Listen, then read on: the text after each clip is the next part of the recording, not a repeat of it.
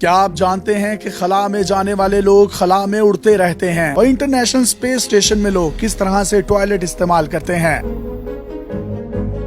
ان کا فضلہ کہاں جاتا ہے، وہ پانی کیسے پیتے ہیں اور ان کے پیشاب کو کیسے ری سائیکل کر کے اتنے عظیم خلا بازوں کو یہ بار بار صاف ری سائیکل پیشاب صاف پانی کی صورت میں پینا پڑتا ہے۔ اگر کوئی مسلمان خلا باز خلا میں چلا جائے تو وہ نمازیں روزے کیسے ادا کرے گا، وہ تمام تر تفصیلات آپ اس ویڈیو میں جان سکیں گے۔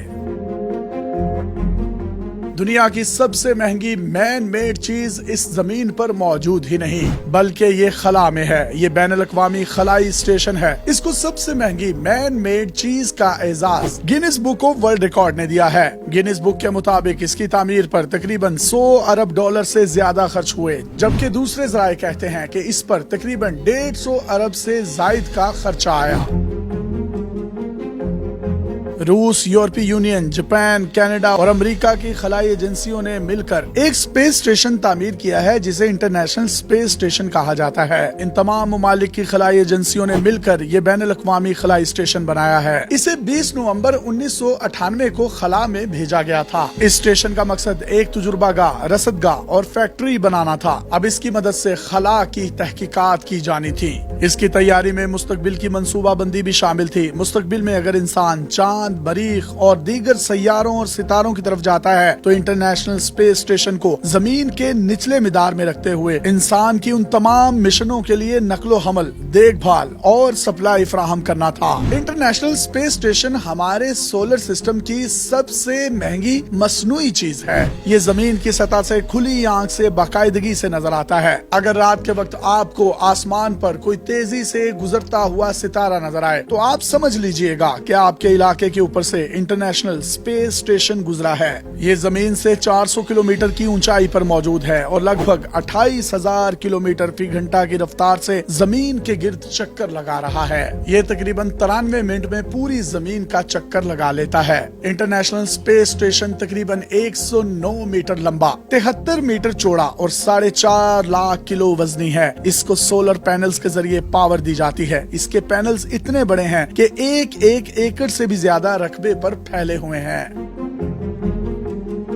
اس کے 2 حصے ہیں۔ اس کے ایک حصے کو امریکہ اور اس کے اتحادی کنٹرول کرتے ہیں، جبکہ دوسرے حصے کو روس کنٹرول کرتا ہے۔ اس کے کچھ بڑے اجزاء میں لائف سپورٹ سسٹم شامل ہے، جس میں ماحول پر قابو پانے کا نظام، پانی کی فراہمی کا نظام، خوراک کی فراہمی کی سہولیات، صفائی اور آگ کا پتہ لگانے اور اسے بجھانے کا سامان شامل ہے۔ اس کے علاوہ ریسرچ سینٹرز، کنٹرول پاور میڈیولز اور کمیونیکیشن سسٹم بھی اس کے بنیادی اجزاء کا حصہ ہیں۔ عام طور پر 7 افراد کا ایک بین الاقوامی عملہ ہوتا ہے جو اسپیس اسٹیشن کے اندر رہتا اور کام کرتا ہے۔ یہاں آنے والے خلا بازوں کے لیے مشن کی مدت تقریباً 6 ماہ تک ہوتی ہے۔ اسٹیشن پر پہنچنے کے بعد خلا باز اپنا وقت یہاں مختلف تجربات، اسٹیشن کی دیکھ بھال اور مرمت میں گزارتے ہیں۔ کام کے علاوہ خلا باز 2 گھنٹے ورزش اور ذاتی دیکھ بھال پر لگاتے ہیں۔ یہ کبھی کبھار اسپیس واک بھی کرتے ہیں۔ یہاں سے یہ سوشل میڈیا کے ذریعے زمین پر عام لوگوں سے بھی رابطہ کرتے ہیں۔ یہ سوشل میڈیا پر پوسٹ کر کے عام عوام کو فرسٹ ہینڈ انفارمیشن بھی فراہم کرتے رہتے ہیں۔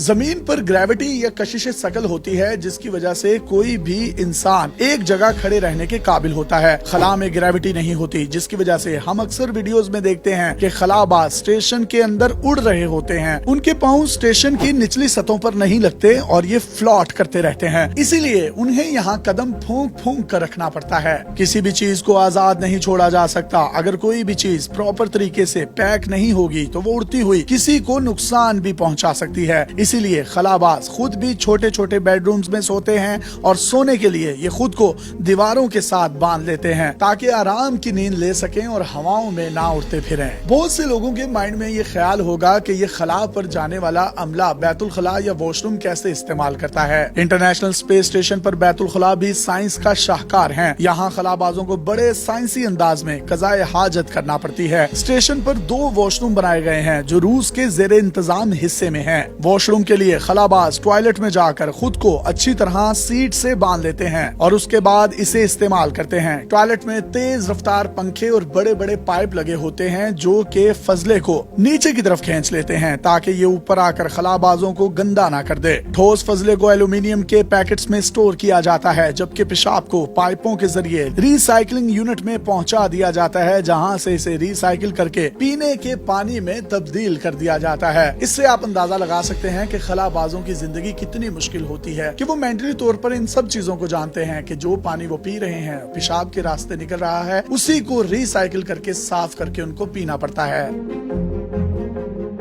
اب آتے ہیں اس سوال کی طرف، اگر کوئی مسلمان خلاباز خلا میں جائے تو وہ اپنی نمازیں، روزے یا دوسری عبادات کس طریقے سے قائم رکھ سکتا ہے، اور اگر وہ روزے رکھتا ہے تو روزوں کی کیا ترتیب ہوگی؟ خلا میں جانے والا سب سے پہلا مسلمان شخص جس کا تعلق سعودی عرب سے تھا، یہ شاہ سلمان کا صاحبزادہ شہزادہ سلطان بن سلمان تھا، جنہوں نے 1985 میں بین الاقوامی خلائی اسٹیشن کا سفر کیا۔ جس وقت انہوں نے یہ سفر کیا تب رمضان المبارک کا مبارک مہینہ چل رہا تھا۔ شہزادے کے سفر سے پہلے فلوریڈا میں تربیت کی گئی، اس دوران انہوں نے پورے روزے رکھے۔ ناسا کے ڈاکٹر روزوں کی وجہ سے ان کے جسم پر پڑنے والے اثرات کا مطالعہ کرتے رہے۔ جب وہ خلا کے سفر پر روانہ ہوئے تو 29 رمضان کا دن تھا، وہ روزہ رکھ کر خلا کے سفر پر چلے گئے۔ خلا میں جانے سے پہلے انہوں نے ایک سعودی عالم دین سے بات کی، جس پر انہیں ہدایت کی گئی کہ وہ اس وقت کے مطابق سحر و افطار اور نمازیں قائم کریں جس جگہ سے وہ خلا کے سفر کے لیے روانہ ہوئے ہیں۔ شہزادے نے اسی ترتیب سے اپنے مذہبی فرائض سر انجام دیے۔ اپنے میزبان یاسر شامی کو پاکستان کے سب سے بڑے digital media network daily Pakistan سے اجازت دیجیے اور دیکھتے رہیے ڈیلی پاکستان۔ اللہ حافظ۔